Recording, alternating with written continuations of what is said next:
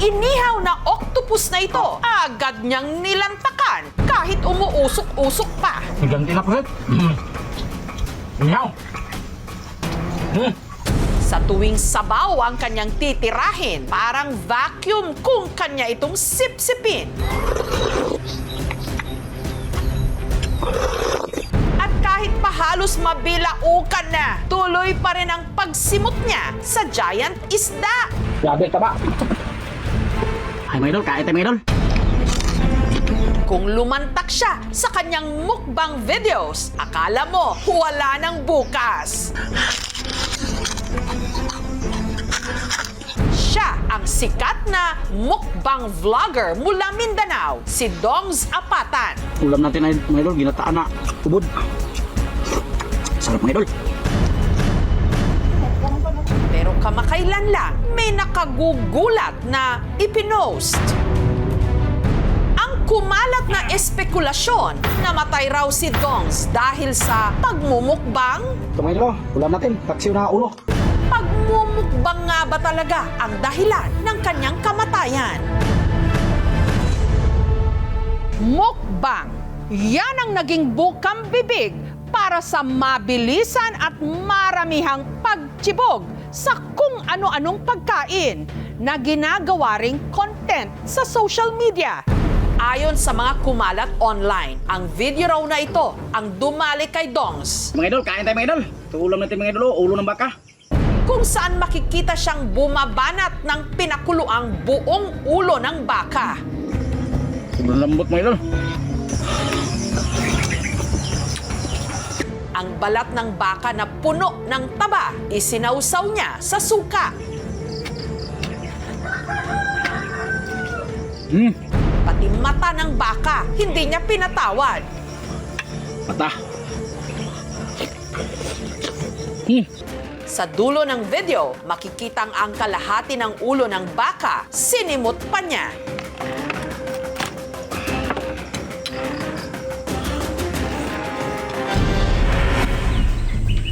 Pero ang pamilya ni Dongs Apatan, pinasinungalingan ang kumalat na balita. Nagpaunlak sila ng panayam para raw linawin ang mga kumalat na fake news. Hindi yon totoo na after niya kumain ng ulo ng baka na inatake, hindi yon totoo.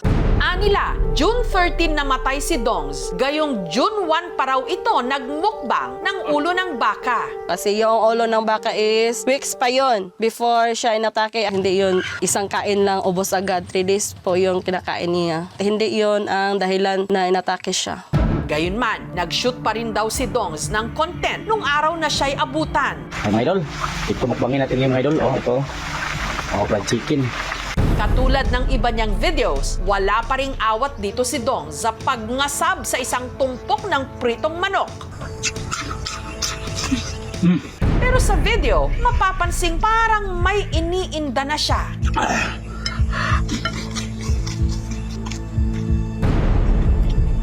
After lunch, bumaba siya. Bumili siya ng foods para sa kanyang content, para imukbang. By 3 p.m., may tumatawag sa amin na inatake siya.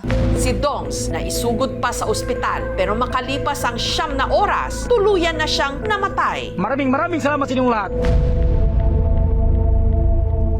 Hantod gani karon murag dili na kamudawat ba nga nawala na siya kay siya may magkatabang sa mo. Ingon siya nga iyang pa-eskwelahan niyang mga anak. Miss ko na siya eh. Hindi ko siya masyadong makikita eh.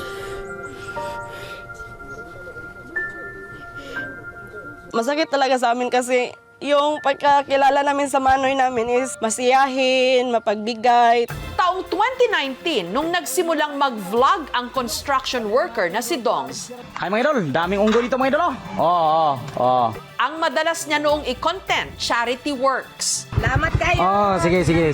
Pero dahil napansin daw niyang mabilis maka-generate ng views ang mukbang videos, ito ang kanyang kinarir. Ang salitang mukbang nanggaling sa dalawang Korean words. Mok yun, ibig sabihin ito, to eat. Bang nanggaling sa bangsong, ibig sabihin to show. Naging uso ito sa South Korea dahil dumadami noong mga panahon na yun ang mga taong namumuhay mag-isa. So, kapag nanonood sila, na-enjoy nila habang kumakain yung naandun sa video, nagkakaroon sila ng parasocial relationship. They're doing it for entertainment. Kumbaga, nagugustuhan ng mga tao kung na makita na kaya nilang kumain na sandamakmak.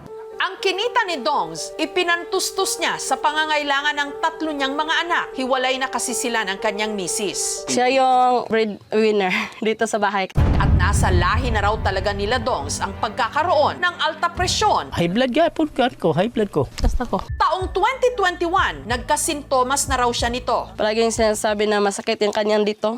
Dahil walang sapat na pambili ng maintenance medicine, naghanap si Dongs ng alternatibong solusyon na kanyang ikinontent. Yun yung kibali maintenance niya, yung tubig ng saging. Katunayan, isa nga si Dongs na na-interview ng aming team noon lamang nakaraang taon nung itinampok namin ang pag-inom sa tubig na nakukolekta mula sa puno ng saging na di umano mainam sa panggamot sa high blood. Balutan natin yung plastic para walang insekto na makapasok. Hindi na ako nahihilo, kaya parang gumaan ang pakiramdam ko. Pagpunta ko doon, yung dugo ko 140/90. Sabi ko, mabisa talaga. Wala pang pag-aaral na nakakapagsabi na ang tubig mula sa mga puno ng saging ay may medicinal properties dahil walang clinical trial ang nag-e-explore pa nito as of now. 2 months ago ata yun, sabi niya, okay na daw siya. Yung dugo niya, normal na. Oo, kaya tumigil siya na uminom ng tubig ng saging. Pinagsabihan namin, huwag ka masyadong kumakain ng mataba para iwas high blood. Ang sagot lang niya sa amin ay for videos lang, para maraming kita daw. Hanggang inatake na nga siya at namatay. Pero may kinalaman nga ba ang pagmumukbang sa sinapit niya? Ayon sa doktor na tumingin kay Dongs, ang naging sanhi ng kanyang pagkamatay, left hypertensive bleed with herniation syndrome. Si Dongs nagka-brain attack. Si Dong, talagang comatose siya, hindi siya makapagsalita. Herniation syndrome, yung sobrang daming dugo, tutulak niya yung utak pababa. Kasunod na nun, shutdown na yung respiration, tsaka yung pagtibok ng puso. Then, death na yung kasunod nun. Yung lifestyle ng pasyente is the #1 determinant para sa magkaroon ka ng ganitong klaseng sakit. Ang nangyari kay Dongs, ikinaalarma ng DOH o ng Department of Health. Kaya ipinanukala nila na i-ban na ang mga mukbang content. Tinitignan po ng Kagawaran ng Kalusugan kung anong naaangkop na paraan para ma-regulate ang mukbang. Kasama sa tungkulin ng DOH ang tinatawag na health promotion. Ito po ay maaaring mapunta sa eating disorders. Buong community po ng mukbangers ay na-alarma. Kung talagang magkakaroon po ng batas, susunod naman po kami mga mukbangers. Pero sana po magkaroon ng malalimang dialogo pagdating po dito. Paalala naman ang eksperto para maiwasan ang brain attack at iba pang sakit na kaakibat ng labis na pagkain. Lagi raw tandaan ang tamang plate ratio. Ang kalahati ay dapat napupuno ito ng glow food. Prutas, gulay, at yung 1/3 nito ay dapat ito yung meat sources. At ang kalahati nito ay nahahati sa go food. Babay na, uli na ko. Please, tigilan niyo na po magbabash kasi namatayan po kami. Kailangan namin is comfort, hindi pang babash. At sa lahat ng aking mga viewers, followers at supporters, maraming salamat sa inyong lahat. Ingat kayo palagi.